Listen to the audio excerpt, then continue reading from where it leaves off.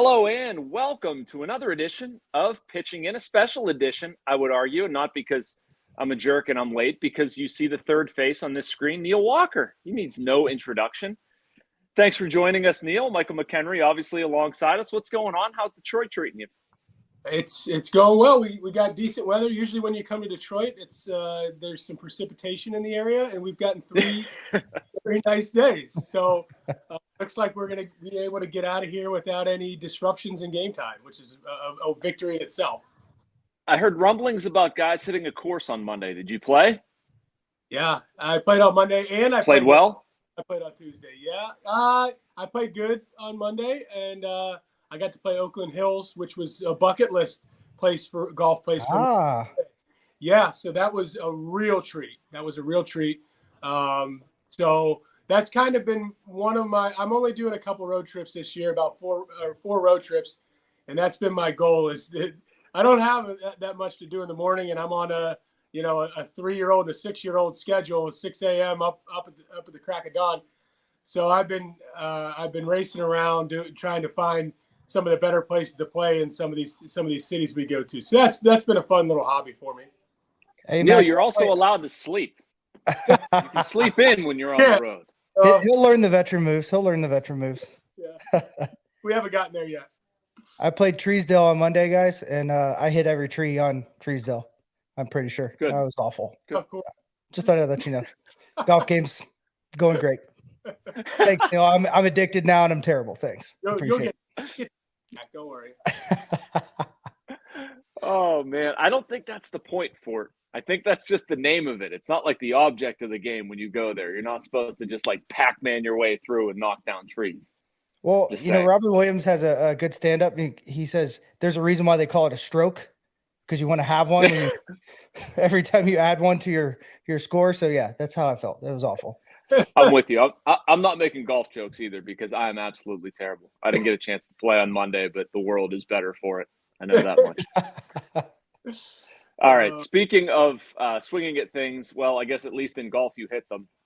There hasn't been much swinging at things and hitting them with the Pirates lately. Guys, I am worried about the offensive situation with this club right now. Trying not to react over 14 games. Both of you played Major League Baseball and are a lot smarter than me. Why should I not react, or why should I not feel concerned over what we've seen over this last stretch? Well, I think your concerns are somewhat warranted. I mean, I think, and I had mentioned it last night on the post game, and we talked about it a little bit during the game. The thing that's striking to me, particularly on the offensive side of things, with the State of the Union per se of the Pittsburgh Pirates offense, is that we saw about as good as they could play in April, and now we've seen about as poorly as they can play in May. And on the offensive side of things, we still haven't seen that in between. We still haven't seen those grindy type games where they go back and forth. They get down 2 runs and they score 3, then they get down a run and then they come back. We haven't seen that grinded out mentality yet. And, obviously the lineup is weaker with no O'Neal Cruz. That's clear. But at the same time, they were performing after O'Neal went out too. So, roles have changed a little bit. We got a little bit of a carousel at second and short. That's a bit concerning just from continuity. Now we're getting into this middle of the second month of the season. At bats start to stack up in a positive way, and lack of at bats start to stack up in a negative way as well.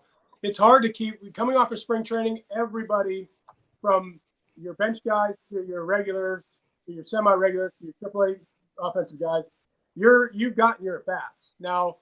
Over the course of 2 weeks, 3 weeks, a month into April, guys still have somewhat of a rhythm, or maybe they started off slower, so on and so forth. But once you get into May, if you've only stacked up 20, 30, 40 at bats in the first 6, 7 weeks of the season, it gets really difficult to keep your timing, because you can hit balls in the cage all you want. You can take as much early BP as you want, but it's not the same. So I think we're starting to see some of this, play this guy here for a couple of days, and then this guy sits for 3 or 4 days. And that can be difficult, especially for the continuity of the offense. You know, it felt like in April, you felt like you knew the roles on the offensive side of things. You felt like, you know, Connor Joe was really hitting well. He was your guy that you were bouncing around kind of at 3 different spots. And you know, Brian Reynolds, you saw mostly in left field. You knew Jack Sawinski was going to be in center with a right-handed pitcher on the mound. You know, when O'Neill was in the lineup, you knew where he stacked in there. You knew where guys were going to necessarily be, and it just seemed like there's just not as much flow as there was 3 weeks ago. So hopefully they can get back on track. But man, oh man, this has been historic, just a historic, terrible stretch for the offense of the Pittsburgh Pirates. Mackie, I'm going to add a little to that.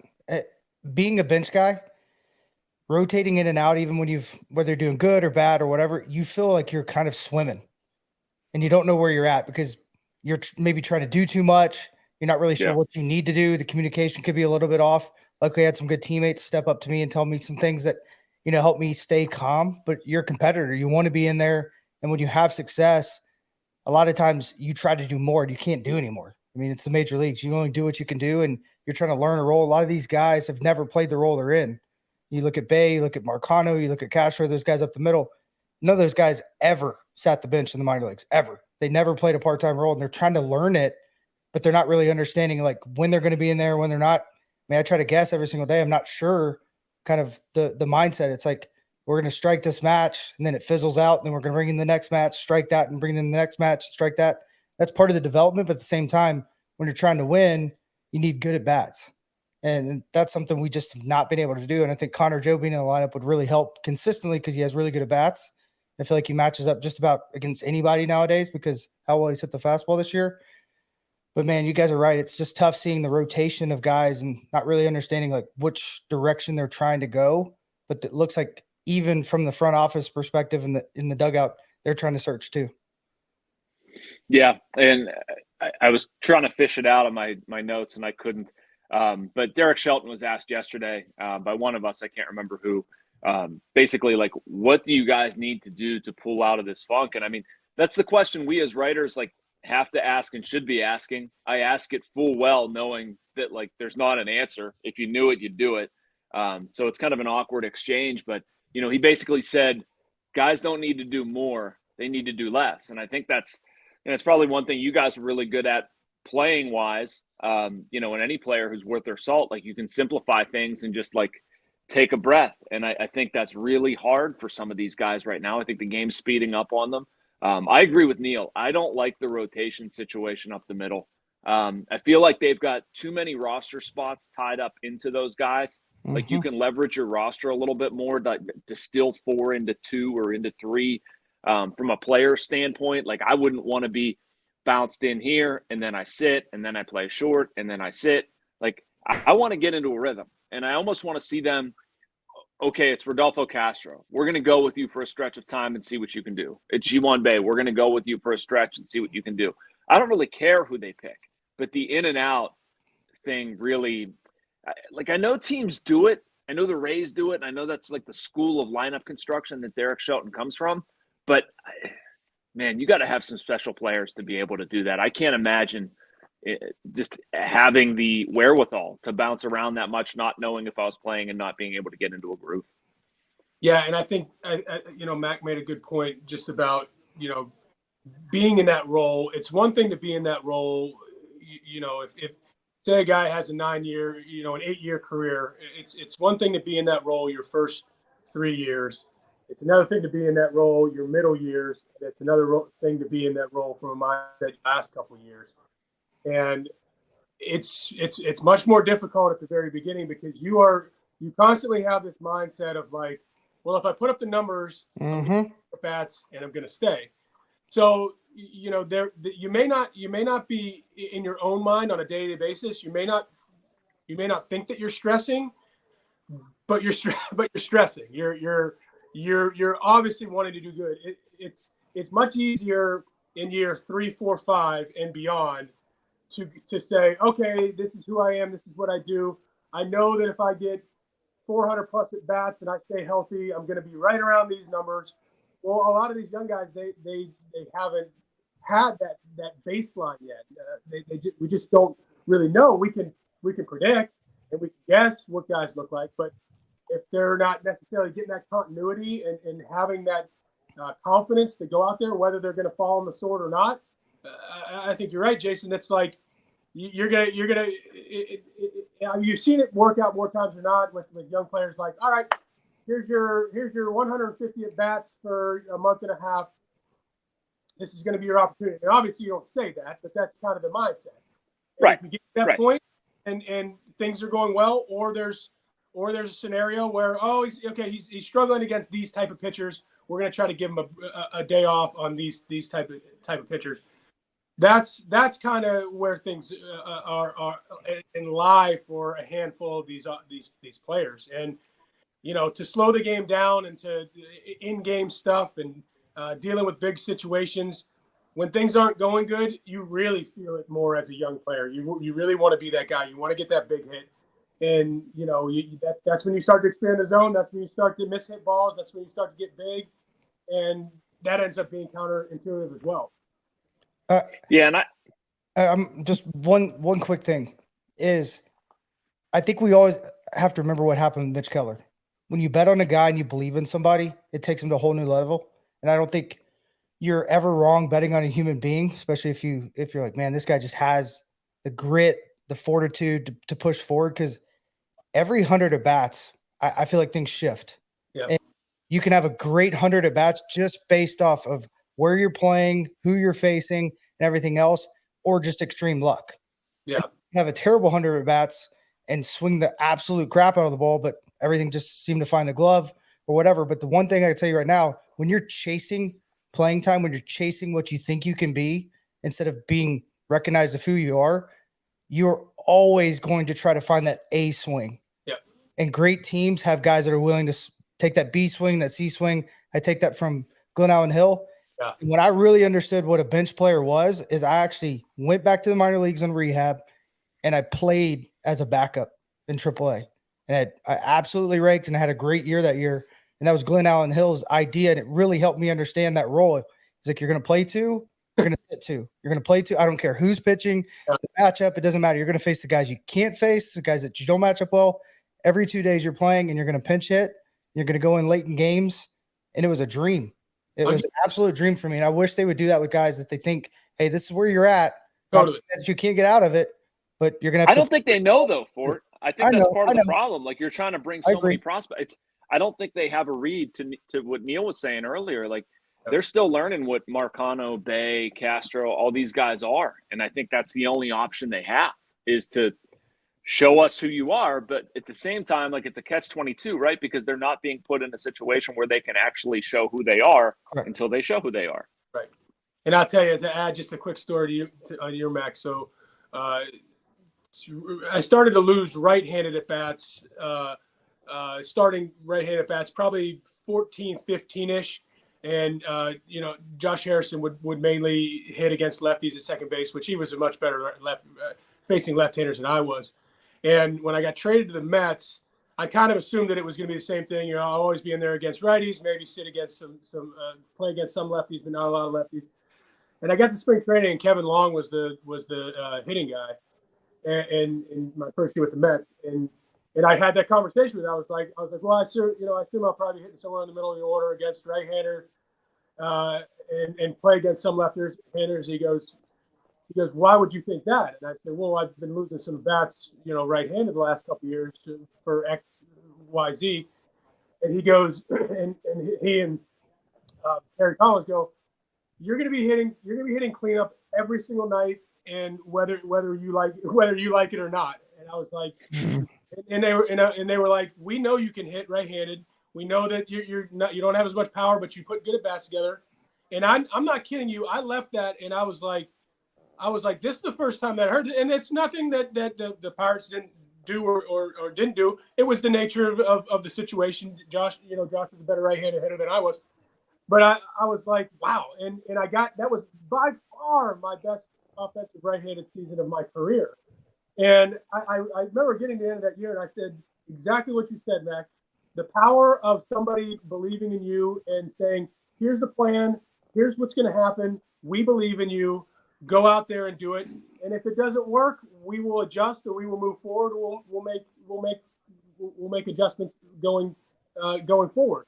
And I'll never forget that was a point in my career that I said, this is the way the players should always be handled. They should be a clear line of communication from the very top down. And to your point, Jason, sometimes you don't know. Sometimes it's not that easy to just say, okay, well, we want to try player A, B, and C, but to know when you're coming to the ballpark, to know, all right, there's a righty on the mound. I know I'm going to be somewhere in that lineup. That is a very, very freeing thing, as opposed to coming in and being like, oh, no, I'm not in there today. Oh, I'm in there today. So, take that for what it's worth. But I think that's kind of what we're somewhat seeing. It's ugly head rear a little bit with this whole, call it the whole kind of middle infield situation with the Pirates. Yeah. And not to dwell on this too much, guys. I mean, obviously there are other issues with the team. We'll talk to them as well. But I want to bring up something with you, Neil. And Fort and I got into this a little bit on Sunday on the fake podcast that never saw the light of day. We recorded a podcast as I was driving back to Baltimore, and one Michael Mckenry promised me there would be no issues recording the audio.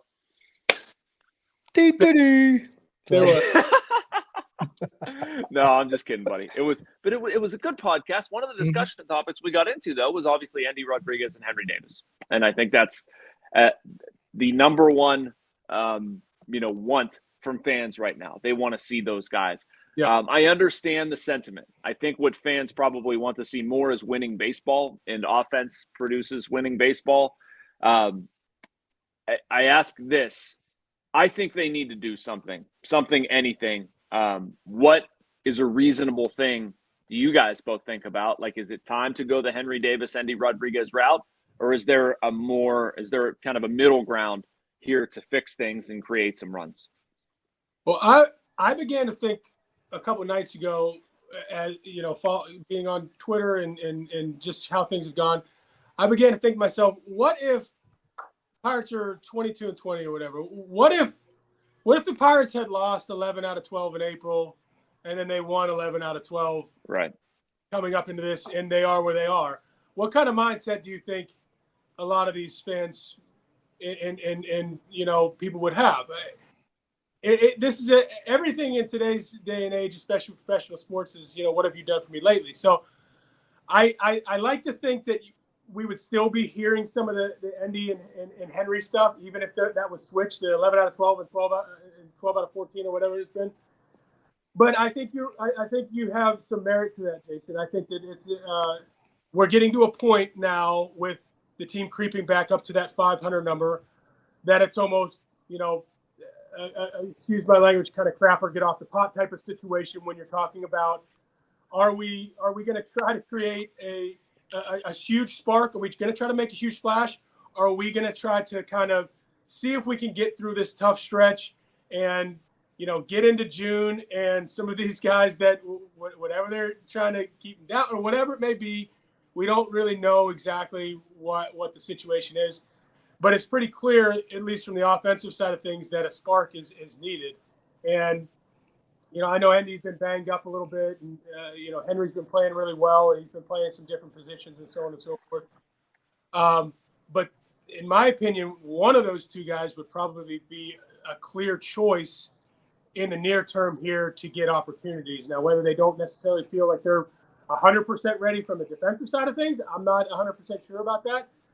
But it's clear that one of those two guys would help on the offensive side of things, in my opinion.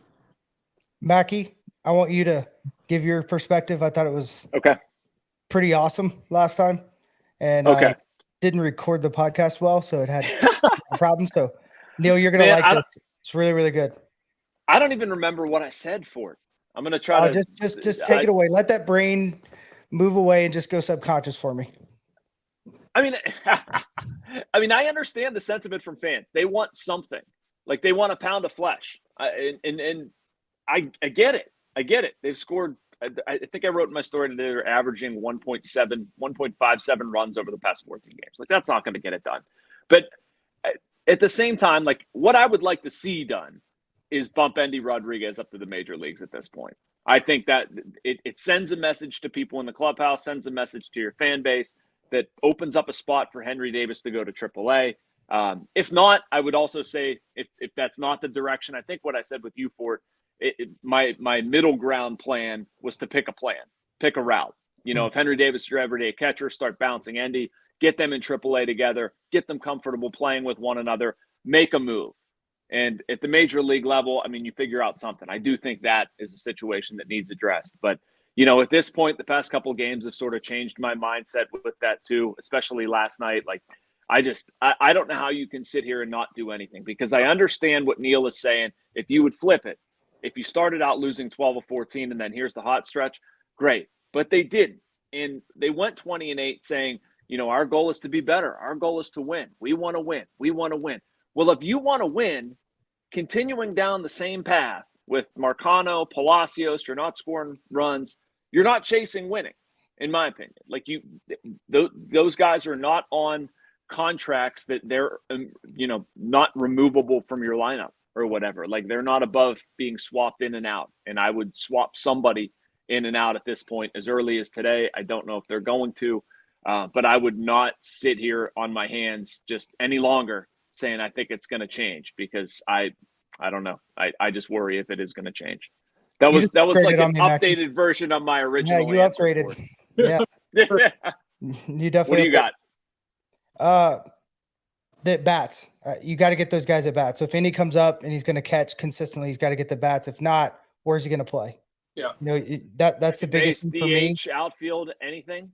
Yeah, I completely agree. I mean, he showed last year he's above average at a couple different positions, or at least average. So, yeah, if you can keep his bat in the lineup, he's a formidable force, and he takes good at bats. I mean, even with his struggles, he's still walking, he's still seeing pitches, and that's what we need a lot more of. We saw it early in the season, so I think that'd be great. And then I think eventually you have to let these guys play together, like you said, Mackie. I love that. You know, if these guys are going to be the future and they're going to hit in the middle of the lineup, they're going to be playing every single day. So they're going to have to learn one way or another. Whoever's going to take the load catching, they're going to balance it out. Who's going to hop around? I like your idea of Indy hopping around. I think he's a better guy to think about it. And I don't know what the knock is so bad on Henry Davis. I've watched him catch consistently. He looks like he's gotten a lot better. His hands are smoother. I'd even say his hands look smoother than Indy's a lot of times. Indy looks like he moves a lot more. So I don't know what the plan is, but yeah, you got to find the balance there. And then you're always going to have a third catcher, no matter what. I think that's what they're grooming Delay for. I mean, Hedges has been great behind the plate. He's number one, I believe, in receiving now. Delay's 10 or 11. So, like, we have a good thing going behind the plate, but you got to find at bats. That's the biggest thing. And I love Marcano. I wish he played shortstop every single day. I think this is his time to shine, because he's going to be a bench player. They've shown he's going to be a bench player, and he's a better version of Adam Frazier. He's actually probably our second best outfielder too to Sawinski, in my opinion. So I'd rather him take at bats in right field than Palacios, because he gives you good at bats every single day. And his numbers are pretty darn good right now. If you look across the board, I think it's like almost 360 on base percentage, hitting 263 or something like that. The power's not there, but he's a consistent at bat. Yeah. And I think I also, just to add on to that, I also think that and you hate to kind of beat a dead horse per se, but the loss of O'Neal Cruz from a standpoint of offensive lineup, day-to-day offensive lineup construction and length of the lineup was huge. When you looked at the lineup in that first 2 weeks of the season, or however until he got hurt, and you were able to use, once we realized that Connor Joe was going to put together good at bats on a daily basis. When you're basically having Connor Joe and Sawinski for the most part hitting basically 7th and 8th as opposed to 5 and 6, that lengthens the lineup extraordinarily more, in my opinion. And now everything is just kind of shifted forward. And like I said, it worked in April for a little while, but it seems like things are kind of catching up from that standpoint of the length of the lineup, and that's such an important factor. You can hide a guy or two down in the bottom of your order on a nightly basis if you got a very defensive-minded shortstop or catcher, or, whatever that may be. But it's hard to hide three guys in a lineup where there's a DH every single day now. Yeah, and I'll add to that, Neil. I didn't think it was going to be this bad when Cruz went down. I thought they'd be able to find a way. Maybe I was blinded by how well things were going early on for the Pirates. I mean, I didn't think it was going to be great, but I didn't think it was going to be this bad. I really didn't. I keep thinking that this is going to turn around, that this isn't going to be really what they are. And I think to a degree, I'm right. Like, it's never going to be as good as it was in April. It's never going to be as bad as it was these first 2 weeks of May. But I think it's probably more towards the first 2 weeks of May than it is toward April. And I just, I agree with you. Like the Austin Hedges thing, that's another thing that fires up Pirates fans. They get all mad and bent out of shape over Austin Hedges. And like, nobody would care if that was just your number 9 guy. The fact that the whole offense went dry, it suddenly becomes Austin Hedges' fault. And I don't understand that. Like, I'm fine with the catching tandem. The only thing my argument at this point is like, go down and get Henry, go down and get Endy, go down and get Nick Gonzalez. I don't care. Whomever your player development players or player development people deem most able right now to help at the major league level, and go just get him at bats. I want him to hit. I want him to hit. I want to give a chance to somebody. If it doesn't work out, I say whatever. Tell my fan base, look, we tried. We brought the guy that was the hottest in the minor leagues, brought him up, gave him a shot, gave him at bats for 10 games. He didn't really get anything done. We'll look under the next rock, but we care is what I would, basically how you'd say it. And they have options. Just saying. Like, right. I think we always forget about that. Like, Bay has options, Castro has options. All these guys can go back to the minor leagues. If it doesn't work out, and say, hey, this is what you need to work on, blah, blah, blah. And you still stay in that development mode. I think we always forget about that. Like, once you get there, you're not staying. It's the hardest part. Yeah. So they can always go back. Right. That's what I said earlier. I mean, they're not at a contract status where they're like guaranteed to stay here. Right. If you're producing, you're going to stay. Sure, that's great. We'd love to have you. But if you're not producing, or if there are significant flaws in your game, which we've seen all around, change it. Yeah. I feel like they're going to score 10 today just because we're talking like this. Yeah, they probably will. Well, take this, you guys. Take this. Dude, I was talking to somebody last night about like all of this and this and like, and Eduardo Rodriguez is on the mound. He's given up like 1 run in his past 5 starts. So there's no reason the Pirates won't score 10. Yeah, exactly. Right. Well, he's due for a beating. He's due for a beating. His behind the scenes numbers are really, really skewed. So they're gonna go the other direction at some point. He's still gonna have a great year, but it looks more like his 19 season. I looked into it deep because they were like, this guy's awesome, this guy's amazing. I'm like, he's the same guy. Yeah. He's the exact same guy.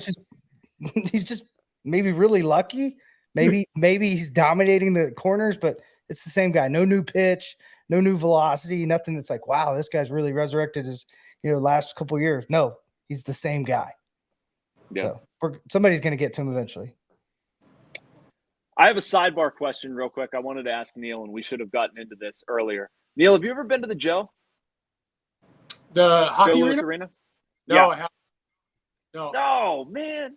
All right. So when I the last time I was here during hockey, well, I guess I was here in and out as a player during April, May hockey season. I had been here for the Super Bowl in 2005, whatever that was, and that was great. And they had all these things, and they actually had an event at Joe Louis Arena at that time. It was still open at that time, I believe. And I think they had like an event in one of the play kind of indoors because nothing was outdoors. It was January in Detroit, so that was the only time. That was the only time I've never been there for a hockey game. So yeah, you've never been, right? Sounds like it should though. Yeah, well, you can't anymore. They play at Little Caesars Arena, but the Joe is their old rink. Old dilapidated pile of crap, and I loved every bit of it. It was like one of my favorite parts ever. It was the hockey version of the Trop for you. Why do you love Detroit so much, Mackie? I don't know. I'm seeing a trend of venues for Jake. Very nostalgic about 1970s. Right. Yes. Check this out. I'm going to try to move my iPad over and see if it works. So this is my hotel room. It's got like this. It's not working out very well. So that was an epic fail. But anyway, so I got from your phone. I thought I was going to heaven there for a minute. It was so bright. I know. So no, I wound up upgraded to like this weird executive level suite thing that like there's this giant boardroom table in the middle of it. Yeah, Nice. that was you for it. Thanks. Yeah. It's like the whole other side is like 20 yards of just windows overlooking the entire city of Detroit. It's gorgeous. That's why I love Detroit, and I love the crappy non-cookie cutter venues. Joe Louis Arena, there was a famous thing like there's no signs anywhere, so to get up to the press box, they tell you to turn right at the trash compactor. It's real fancy, real fancy. I like that. A little civic arena. That's it. Yes. Yeah. That was the ambiance. Yep. I love it. All right. You need to go work for Oakland. Is what you need to do. Ooh. Ooh. those poor guys. Those poor guys. That's the first 4A team in baseball. Man, oh man. Ooh. Poor guys. Not great. Not great. All right. Can we touch on the pitching a little bit before we get out of here? Yeah. Can I start that one off? Can I lead that off? I want to ask you guys. Yep. What was happening with Ortiz yesterday? When did he become a thumper that throws 99? And have we ever seen two guys scared of their fastball more than Oviedo and Ortiz have been? I think Ortiz's first start, his fastball is a little bit better, but yeah, that was different for me. And I know there's development behind it. I thought his changeup and slider actually looked really, really good, but I also thought he threw into bat speed really, really well yesterday. I don't think that's ever the intention. So take it away. Whoever wants to go first. Well, I just think in general, and I don't like to talk pitching more so than we'll talk from a hitter's standpoint. Because yeah, of course. So my biggest concern, the biggest thing that I'm noticing between Oviedo, Contreras, but not as much, and Luis Ortiz is that they're at this point in their career, and I don't think it's necessarily a bad thing or out of the ordinary thing, but they're basically two pitch guys. They're basically fastball slider in a different version of it. And when we've seen them have good starts, and I'll call it either getting into the sixth inning or getting through the sixth inning, the slider has been sharp. The slider's been in the zone early. They're 0-1, 1-2, 2-2 with almost every guy. They have that put away slider, that fastball at the top of the zone that rarely gets hit. At the most, it gets fouled off or popped up. But getting there from a hitter's perspective, getting to those spots, those 0-1, 1-2, 2-2 spots, as opposed to 1-0, 2-1, 2-0, 3-1, are massive differences that they made. If I don't have to respect your breaking ball that day, your slider, your curveball being in the zone, I'm probably not going to swing at it 2-2. I'm probably not going to swing at it 1-2. If you want to throw a little get me over, a little breaking ball to start me off, but I know when you're trying to throw it harder that it's not going to be in the zone, I'm still not going to respect it. So even if I find myself in 1-2, 2-2 counts with guys like that, I'm going to try to cover the fastball at the top of the zone, and I'm going to do everything I can to keep the breaking ball on the plate and try to wear you down and have you throw 6 or 7 pitches in at bat and use the big part of the field. And even if I'm jamming myself, give myself a chance from that perspective.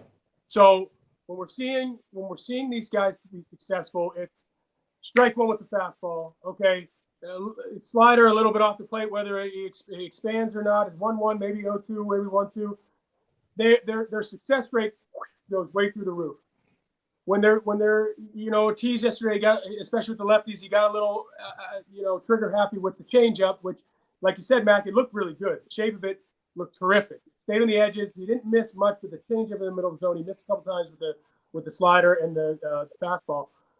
But even with younger hitting teams like the Tigers are, or even the Orioles, who are obviously much better but still a younger club, you have to be very, very efficient. You have to be 65% or higher of first pitch fastball efficiency.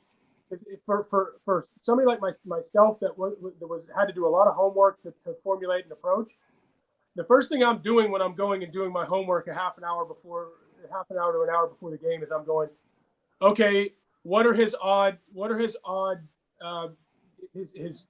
hitter friendly? What is he doing in those hitter friendly counts? What is he doing? 0-0, 1-0, and 2-0 and 2-1.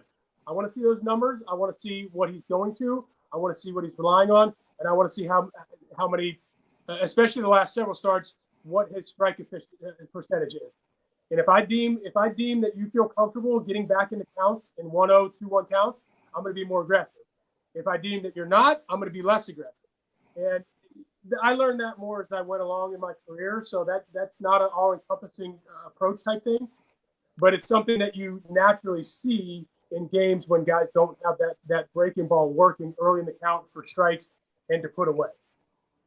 If that makes sense. I know I got a little long with it. I loved it. No, I loved it. That was really good. I'll talk about Ortiz from what I saw last night, more of a pitching perspective. And he, to me, looked like somebody who wasn't confident really letting it rip. Mm-hmm. I don't know if that was like opening up his front side early, which is what he talked about, or just this is one way I can relate to you guys, having played at no level even comparable. But like, I've thrown a ball where I didn't know where the hell it was going. I've thrown a lot of those balls, actually. And you don't have as much confidence if you don't have control of it. And he knows where his misses are going to wind up here.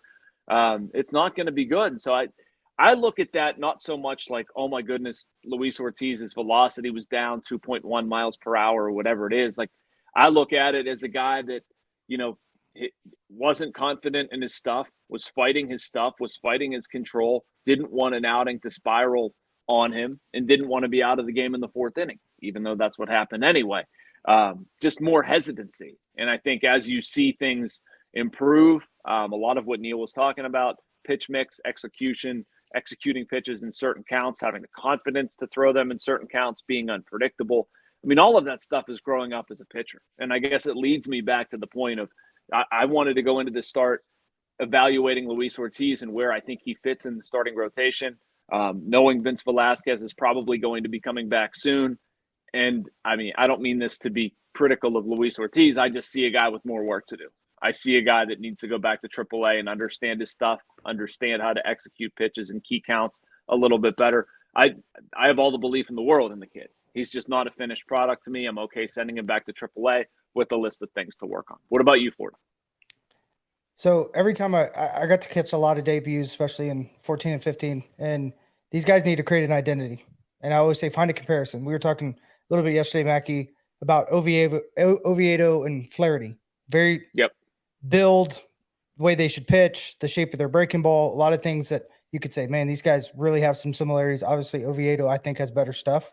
I think the mentality of Flaherty is a lot different and really, really good. Ortiz needs to find that. He needs to find a guy he can look at and say, I'm going to watch film on this guy.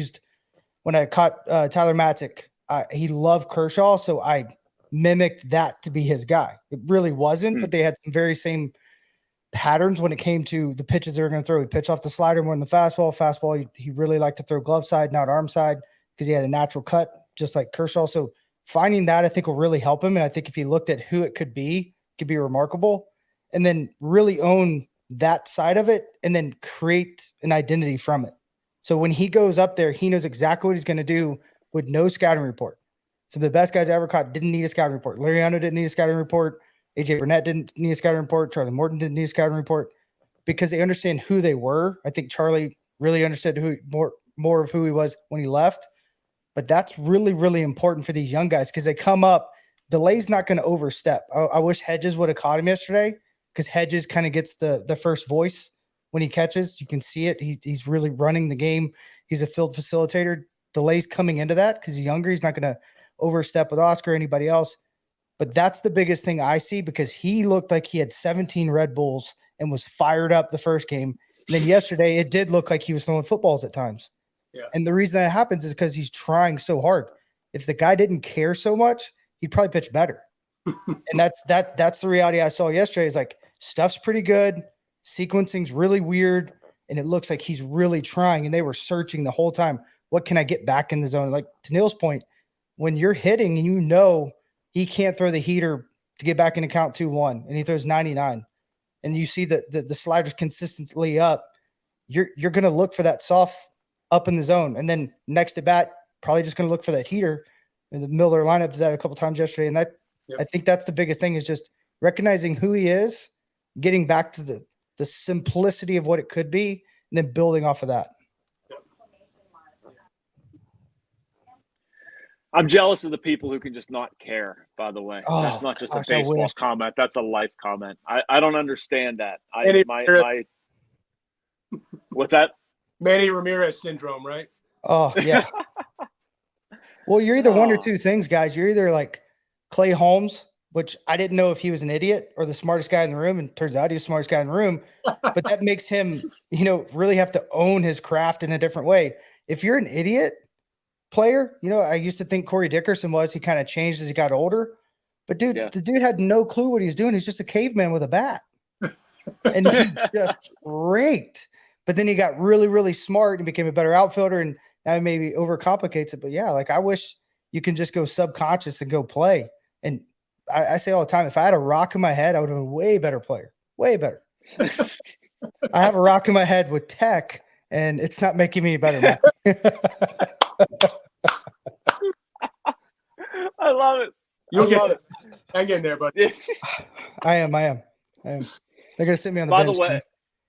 By the way, Fort, I had a really good conversation with Oviedo. I'm not going to spoil it all here. Yesterday, talking about what he promises will be a vastly different mentality when he starts on Friday. So that will be my teaser. It's going to be my off-day story for tomorrow. But it was a really encouraging conversation with him. I like where his head's at. And I will say this, he's not the least bit happy with how things have gone, but he feels like things are trending in the right direction for some interesting reasons. So you will enjoy this. We spent a lot of time talking about Oviedo on the pod. And I think, guys, you feel free to disagree with me, but their success as a pitching staff, as a rotation, I would be hard-pressed to find many more important guys than Oviedo figuring it out. Like that dude, to me, can be absolutely dominant. We've seen signs of it, and we've seen signs of him being bad too. But if he can figure it out in a Mitch Keller kind of way, dear God, could that be big for them? Yeah, and we were talking about it after his last start too. The pitch, you're starting to see a little more pitchability from a standpoint of he's starting to manipulate the baseball a little bit more, especially with that slider. And we talked to both of you guys. I was like, he's throwing cutters tonight. I'm watching, and his slider for the most part sitting at 86 to 89, and all of a sudden I'm seeing like a couple backdoor. He struck out a couple guys 3-2 backdoor on 93 mile-an-hour pitches, and I'm going, I didn't know that he had a cutter. And I'm watching, they're literally going like this, and I'm going, well, it's either a variation of the slider that he's just throwing as hard as he can, but correct me if I'm wrong. I hadn't seen him throw sliders at that velocity, that 92, 93 mile-an-hour velocity. So maybe we kind of just missed it a little bit, but that tells me that his pitchability is not just in this little box, especially with that slider that's so good. We saw Mitch do that a lot, especially later on in the season last year. We saw the breaking ball get a little more tilt. We saw it get a little more slow. We saw it get a little faster at times. And I think that you add that with having to cover 96 plus on every single fastball he's throwing, it makes for a very uncomfortable at bat. Neil, you're exactly right, too, by the way. I just pulled up his page on Baseball Savant, and I mean, 84.9 average slider velocity in 2020, 85.7 in 2021, 85.7 in 2022. This year, up to 88.6. Like, you don't make that jump without throwing some stuff 92, 93. So whether you want to call it a cutter or a differently manipulated slider, like there's something there. I'll say this. He's changing the version. He's developing a sweeper, in my opinion. That old sliders turned into a sweeper. If you saw the curveball, yeah, he's splitting them apart. Yeah, he's splitting them apart, and I think it's going to simplify it. And I think he will eventually maybe have a cutter, Neil. But if he can throw that back door, it plays like a changeup. You don't know what to do with it. Yeah, right. And then think if he can throw that sweeper to lefties back door. Yeah. I mean, if you have to lean out to cover that, and then he comes back with 97 at your face, good luck. I mean, good luck. I mean, that's just because he has a different angle and he has really good extension. So I think if he's able to manipulate that breaking ball and that slider, he's going to be just a force to be reckoned with. Really is. Yep. One quote from that story, guys. We'll take it out of here on this. I'll leave you with this. But we were sitting in the dugout talking yesterday. He goes, "I hate hitters. I hate hitters." I love our guys and our celebrations and stuff, but I hate hitters. He cracked me up. Like what a beauty he is. I really like him personally. Just a good person, and when he gets going talking, it's fun. So we'll see. I got one more thing on Oviedo, and Neil will love this. And I think Mackie, if you remember Hughesy at all, giant, Jared Hughes, teddy bear, absolute teddy bear. You know, he'd cuddle with you if you asked him. But when he hit the field, I remember he told me when he was playing with Troy Tulowitzki in college, Tulowitzki said, dude, you got to figure it out. Like you got to be a different guy when you walk out here. So lo and behold, Hughesy became an animal. That gate's open. He just starts breathing hard. And I'm like, oh my gosh, he may eat my hand here in a minute. I'm not sure what's happening.